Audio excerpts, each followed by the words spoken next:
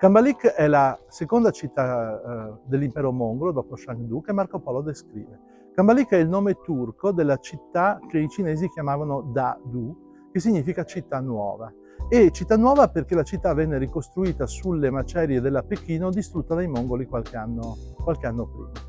È una città molto particolare, anche se Marco non se ne rende conto perfettamente, perché è una città in cui Kublai cerca di mettere insieme tutti gli elementi geografici e culturali del suo impero.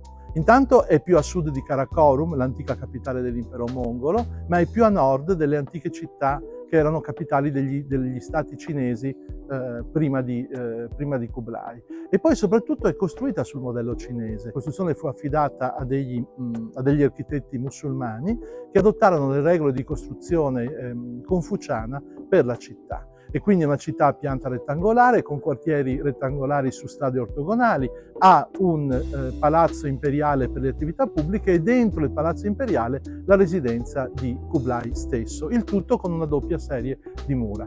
Ora, Marco descrive questa città in tutti i suoi dettagli, descrive moltissimo ovviamente la ricchezza di questi palazzi, ma soprattutto descrive la vitalità, l'affollamento, la ricchezza dei mercati di Cambalik o Pechino, come la vogliamo chiamare.